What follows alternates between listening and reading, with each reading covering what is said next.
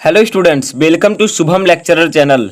तो स्टूडेंट, इस वीडियो में हम क्लास 12 केमिस्ट्री के चैप्टर 2 विलयन चैप्टर के दो मोस्ट इम्पॉर्टेंट टॉपिक देखेंगे जो कि आपके बोर्ड एग्जाम के लिए काफ़ी ज़्यादा इम्पॉर्टेंट है। देखिए क्या है वो टॉपिक। सबसे पहले हम देखेंगे मोलरता, जिसे इंग्लिश में कहते हैं मोलैरिटी।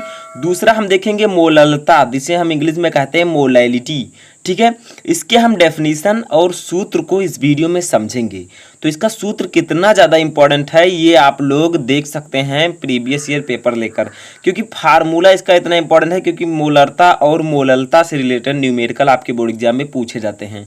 तो इस वीडियो में हम बारीकी से समझेंगे चित्र के साथ कि मोलरता क्या होता है, मोललता क्या होता है, इसकी परिभाषा और सूत्र प्लस पीडीएफ भी आपको डिस्क्रिप्शन में मिल जाएगा। ठीक है, इसका पीडीएफ भी मैं डिस्क्रिप्शन में आपको प्रोवाइड करा दूंगा, तो आप लोग वहां से जाकर उसकी पीडीएफ को भी डाउनलोड कर लीजिएगा। तो चलिए वीडियो को शुरू करते हैं। तो सबसे पहले हम देखेंगे स्टूडेंट मोलरता। ठीक है, जिसे हम इंग्लिश में कहते हैं मोलैरिटी। पहले इसको देखेंगे तब मोललता को देखेंगे। तो देखिए मोलरता क्या होती है। विलयन के प्रति लीटर में उपस्थित, अब विलयन क्या होता है, ठीक है, तो विलयन, विलेय और विलायक मैंने आपको एक वीडियो में बता रखा है, लिंक आपको मिल जाएगा डिस्क्रिप्शन में, जाकर जरूर देखिएगा, बहुत ही ज़्यादा इंपॉर्टेंट है। तो देखिए विलयन के प्रति लीटर में उपस्थित विलेय के मोलों की संख्या विलयन की मोलरता कहलाती है। ठीक है, अब मैंने आपको बताया है कि विलयन में दो चीज़ें होती हैं, एक होता है विलेय, ठीक है, और दूसरा होता है विलायक, सॉल्यूट एंड सॉल्वेंट। तो देखिए विलेय होता है, एक विलायक होता है। तो विलेय जो होता है ये कम मात्रा में उपस्थित होता है विलयन में। ठीक है, तो जब इन दोनों को हम लोग ऐड कर देते हैं तो हमारा बन जाता है विलयन सॉल्यूशन। ये मैंने आपको बताया है, अच्छे से बताया चित्र के साथ, तो आप लोग डिस्क्रिप्शन में जाकर देख लीजिएगा, मैं यहाँ पर बेसिक बता देता हूँ। तो विलेय प्लस विलायक मिलकर विलयन बनाते हैं। ठीक है, तो ये आपको समझ लेना है यहाँ पर। तो देखिए अगर विलयन के प्रति लीटर, 1 लीटर में उपस्थित विलेय के मोलों की संख्या, ठीक है, अब विलेय के मोलों की संख्या यानी कि विलेय के कितने मोल हैं अभी मैं आपको निकालना बताऊंगा। जैसे देखिए हम यहाँ पर एक उदाहरण ले लेते हैं, जैसे हो गया आपका चीनी प्लस पानी। तो यहाँ पर बताइए कौन सा विलेय है और कौन सा विलायक है, ये दोनों मिलकर क्या बनाएंगे, शरबत बनाएंगे। ठीक है, तो देखिए अब यहाँ पर अगर समझा जाए तो बहुत ही सिंपल है, चीनी आपका क्या है, विलेय है क्योंकि ये विलयन में कम मात्रा में उपस्थित है। ठीक है, और प्लस पानी क्या है, विलायक है, और ये दोनों मिलाकर क्या बना है, शरबत, यानी कि विलयन बना लिए। ठीक है, विलयन। तो देखिए विलेय के मोल, जैसे चीनी हमने ले लिया तो यहाँ पर सिंपली समझिए विलयन के प्रति लीटर में उपस्थित विलेय के मोलों की संख्या, विलेय क्या है, चीनी है, तो चीनी क्या होता है, C12H22O11। ठीक है, तो ये आपका चीनी का सूत्र होता है। तो इसके कितने मोल हैं अभी मैं मोल निकालना भी बताऊंगा कि विलेय के मोलों की संख्या बराबर विलेय का भार बटा विलेय का अणुभार। ठीक है, तो देखिए कि संख्या विलयन की मोलरता कहलाती है। अब देखिए मोलरता को हम लोग प्रदर्शित किससे करते हैं, मोलरता को हम लोग डिनोट करते हैं कैपिटल एम से, कैपिटल एम से। ठीक है, अब चलिए हम इसके सूत्र को समझ लेते हैं। तो इसका सूत्र क्या होगा, कैपिटल एम इक्वल टू यानी कि मोलरता इक्वल टू आपका होगा विलेय के मोलों की संख्या, विलेय के मोलों की संख्या, ठीक है, और अपान विलयन का आयतन, अपान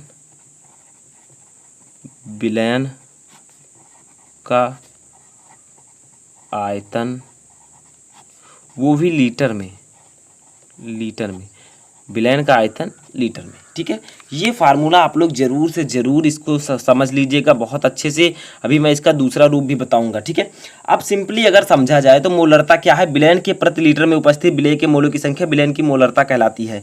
देखिए विलयन के प्रति लीटर में उपस्थित विलेय के मोलों की संख्या विलयन की मोलरता कहलाती है। ठीक है, इसको अगर न्यूमेरिकली देखा जाए तो एक फार्मूला आप और लगा सकते हैं, तो वो फार्मूला मैं बता देता हूँ। तो सबसे पहले मैंने आपको बताया कि विलेय के मोलों की संख्या बराबर क्या होता है। देखिए इसका फार्मूला ये है, विलेय के मोलों की संख्या बराबर विलेय का भार बटा विलेय का अणुभार।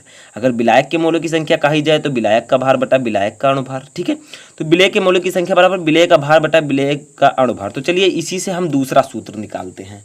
तो दूसरा सूत्र कैसे निकलेगा, तो देखिए विलेय के मोलों की संख्या क्या होता है, विलेय का भार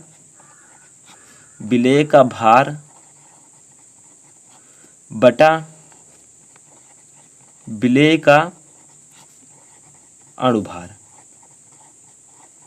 ठीक है, अब देखिए यहाँ पर इसको फार्मूला एक और निकाल लेते हैं हम यहाँ पर। तो इक्वल टू आपका अब अभी यहाँ पर अपान क्या है, देखिए हमने यहाँ पर क्या लिखा है, विलय के मोलों की संख्या बराबर लिखी है ऊपर, ठीक है। अभी आपका नीचे विलयन का आयतन लीटर में, तो विलयन का आयतन, ठीक है, और लीटर में हो गया, बहुत ही सिंपल है। अब आगे देखिए क्या होगा आपका, तो विलयन का आयतन लीटर में अपान यहाँ पर हम एक मान सकते हैं, ठीक है। तो जब हम इसे सॉल्व करेंगे तो हमारे मोलरता का एक और सूत्र निकल कर आएगा। मोलरता का सूत्र आएगा विलय का भार, विलय का भार, ठीक है। जैसे देखिए यहाँ पर अगर हम एक मान लें इसके नीचे, तो विलय का भार जो एक से गुणा होगा और दूसरे का इस तीसरे से गुणा होगा, तो विलय का भार बटा विलय का अणुभार, ठीक है, इंटू 1 विलयन का आयतन, विलयन का आयतन, वो भी किस में, लीटर में, ठीक है, लीटर में। तो देखिए ये एक फार्मूला आपका यहाँ पर और निकल कर आ जाता है कि विलय के मोलों की संख्या, ये जो मोलरता का एक और फार्मूला आएगा वो इस प्रकार से होगा, ठीक है। विलय का भार बटा विलय का अणुभार गुणे 1 बटा विलयन का आयतन लीटर में, ठीक है। क्योंकि यहाँ पर हमने इसकी वैल्यू रखी विलय के मोलों की संख्या की, ठीक है। तो इसकी जब हमने वैल्यू रखी तो ऊपर नीचे हमने गुणा किया, तो हमारा आया विलय का भार बटा विलय का अणुभार बराबर इंटू 1 विलयन का आयतन लीटर में। अब यहाँ पर आप एक चीज़ और कर सकते हैं कि यहाँ पर 1000 कर सकते हैं अगर चाहें, और नीचे जो आयतन लीटर में है वो मिलीलीटर में हो जाएगा, ठीक है।